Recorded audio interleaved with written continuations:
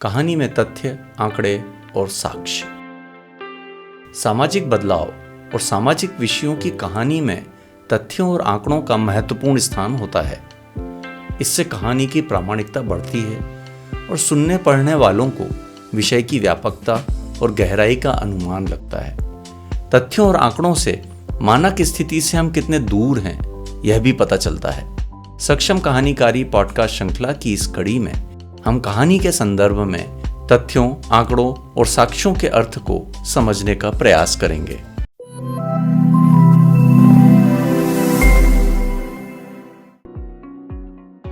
तथ्यों और आंकड़ों का मतलब केवल संख्या नहीं होता है।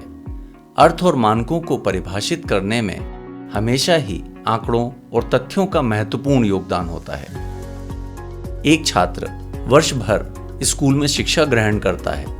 शिक्षक उसे अलग अलग पाठ पढ़ाते हैं और सिखाते हैं। स्कूल की प्रयोगशाला में प्रयोगों के माध्यम से बच्चों को सिखाया जाता है। इसके बाद साल भर पूरा होने पर परीक्षा होती है। पता चलता है कि वर्ष भर की शिक्षा प्रक्रिया से बच्चे ने वास्तव में क्या हासिल किया। परीक्षा के परिणाम अंक सूची के रूप में सामने लाए जाते हैं। इस अंक सूची में किताबों के पाठों का विवरण नहीं होता। वर्ष भर की शिक्षा का अंक सूची में दर्ज अंकों के माध्यम से मूल्यांकन होता है। जब बच्चों के अधिकारों को व्यापक नजरिए से देखा और समझा जाता है, तब जिले, राज्य और देश के स्तर पर आंकड़ों का संदर्भ लेना जरूरी हो जाता है। आंकड़ों और तथ्यों का मतलब समझने के लिए चलिए हम एक उदाहरण पर नजर डालते हैं। जब कोई भी व्यक्ति पैथोलॉजी में जांच करवाता है, तब भी जांच के उपरांत परिणाम को अंकों, आंकड़ों के निष्कर्षों के साथ प्रस्तुत किया जाता है। वहां रक्त या मूत्र की व्याख्या नहीं होती।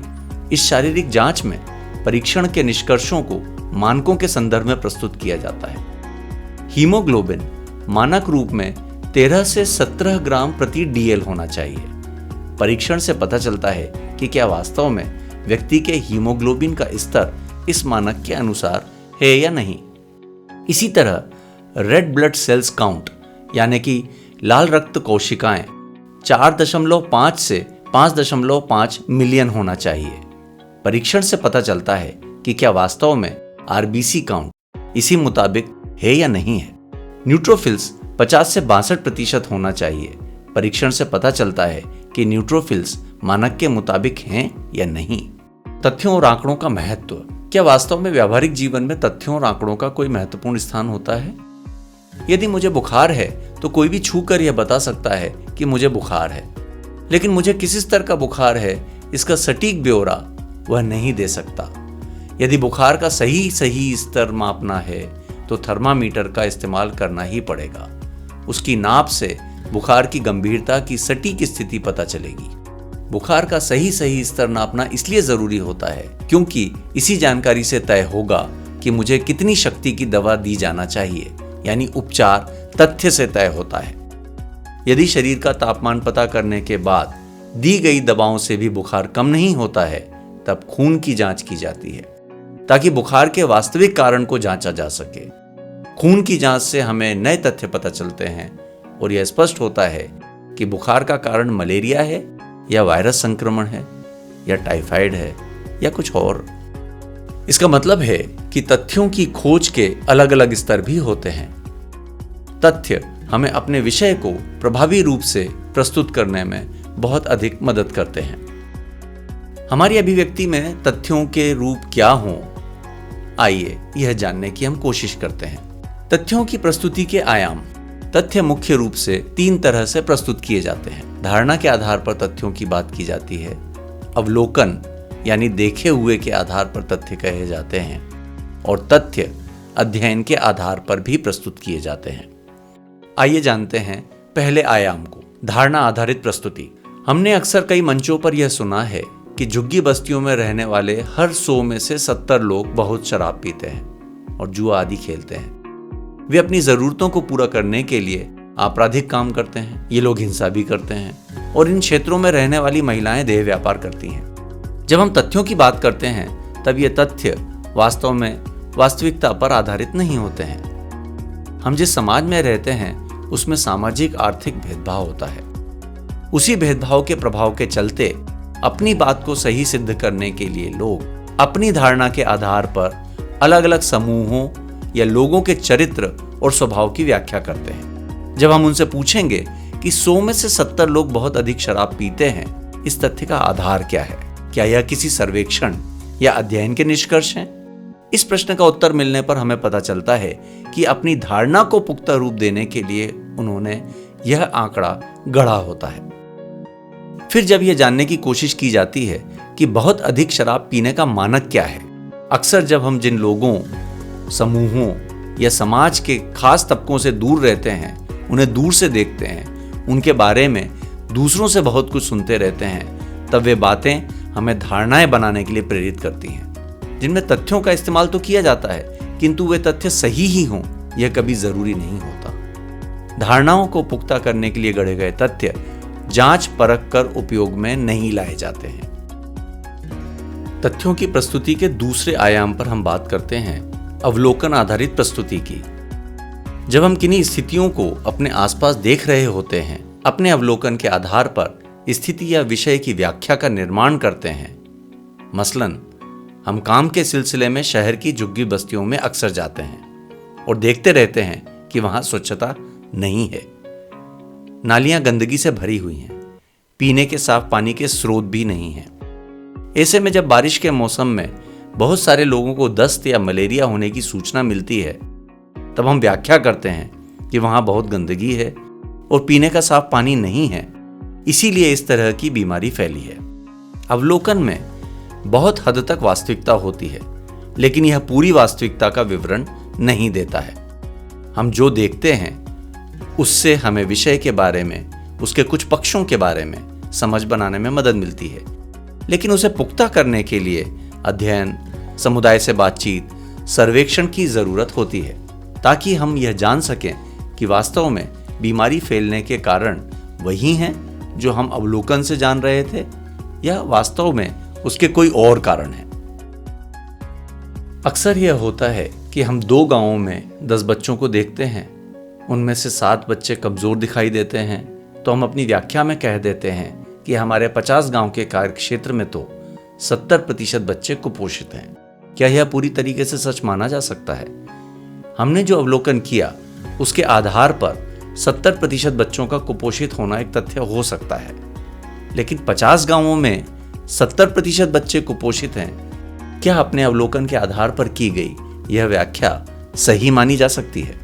मान लीजिए हमने अपने अवलोकन के आधार पर यह बात मीडिया प्रतिनिधियों से कही कि इस जिले के, इस विकासखंड के 50 गांवों में 70% बच्चे कुपोषित हैं। मीडिया प्रतिनिधि ने आपसे पूछा कि इन 50 गांवों में 5 साल से कम उम्र के कुल बच्चों की संख्या कितनी है? हमने बताया कि 5670 है।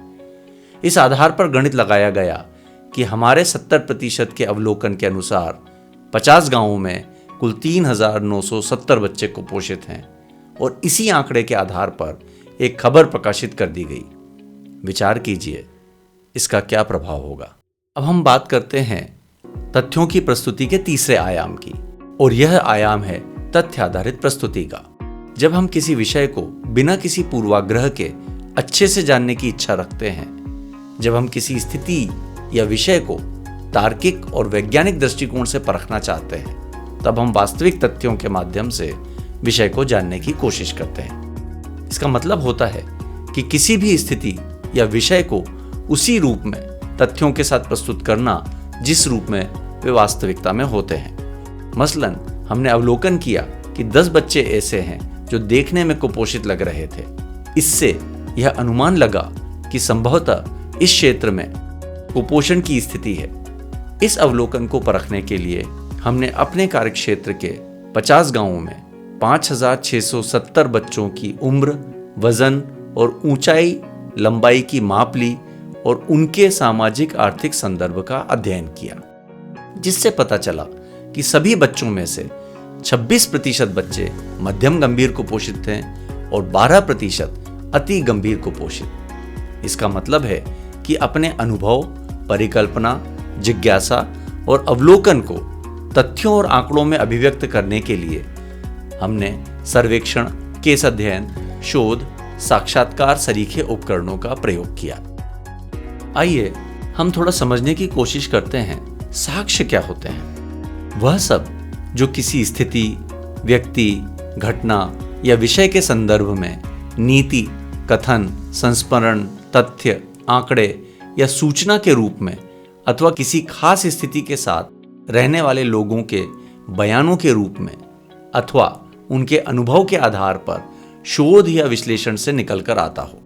बात कठिन लग रही है क्या? साक्ष्य वह है जो प्रभावित व्यक्तियों के अपने वक्तव्य के तौर पर और उनकी स्थिति के तथ्यात्मक अध्ययन के आधार पर जो जानकारियां निकल के आती हैं, उन्हें ही हम साक्ष्य कहते हैं। इसकी सबसे खास बात यह है कि इन तथ्य आधारित साक्ष्यों का परीक्षण किया जा सकता है। अब प्रश्न हो सकता है, तथ्यों के स्वरूप क्या होते हैं? पहला स्वरूप होता है सर्वेक्षण, दूसरा स्वरूप होता है अनुभव लेखन या दैनिक डायरी का लेखन, तीसरा होता है नीति दस्तावेज, चौथा है फोटो या वीडियो, पांचवा है लिखित या मौखिक बयान, अगला है अधिकारी और अधिकृत दस्तावेज, शोध रिपोर्ट, प्रक्रिया दस्तावेज। इसके अलावा और भी अन्य रूप तथ्यों के हो सकते हैं। अब आपके मन में यह प्रश्न हो सकता है कि तथ्य इकट्ठा करने के लिए हमारी तैयारी कैसी हो। पहला चरण है एक स्पष्ट लक्ष्य होना। हमें यह पता होना कि हम तथ्य कहां से और क्यों इकट्ठा करना चाहते हैं। फिर दूसरा चरण है समस्या या विषय के विवरण के बारे में स्पष्टता होना। फिर तीसरा चरण है समाधान के बारे में एक परिकल्पना का होना। चौथा चरण है प्रमाण ढूंढना, 1 या 2 या 3 प्रमाण ढूंढना, सूचना के प्रामाणिक स्रोत के बारे में स्पष्ट होना। पांचवा चरण है जो जानकारी हमने इकट्ठा की है उसको चेक करना, रीचेक करना और क्रॉस चेक करना। छठा चरण है जो जानकारियां हमने इकट्ठा की हैं उनके स्रोतों का परीक्षण करना। और फिर सातवां विषय है उसका प्रसार और निष्कर्षों का साझा किया जाना। सामाजिक कार्यकर्ताओं के लिए कुछ आधारभूत सिद्धांत हैं। पहला, सामाजिक नागरिक संस्था होने के नाते हमारी टीम के सदस्यों को हमेशा कुछ नया जानने के लिए तैयार रहना चाहिए। यह अतिविश्वास कि हम सब कुछ जानते हैं एक खराब स्थिति होती है। दूसरी बात, जिन बच्चों और जिन समुदायों के लिए हम काम कर रहे हैं उनकी बात बिना किसी पूर्वाग्रह के सुनी और समझी जाना चाहिए।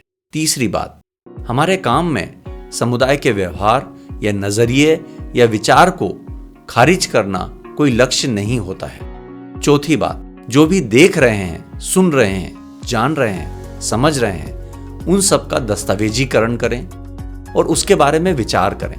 कोई समुदाय हमसे जो भी कह रहा है या हमें बता रहा है वह एक साक्ष्य तो है ही।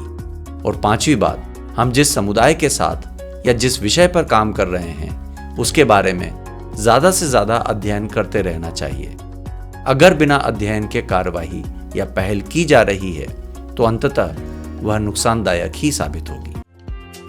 सक्षम कहानीकारी पॉडकास्ट श्रृंखला की इस कड़ी में हमने सामाजिक कार्यकर्ताओं की अभिव्यक्ति में तथ्यों, आंकड़ों और साक्ष्यों के मतलब को भी जाना और उसके महत्व को भी। यह ध्यान रखना होगा कि समस्याओं, उपलब्धियों और परिणामों का सामान्यीकरण करने से बेहतर है तथ्यों के आधार पर संवाद करना।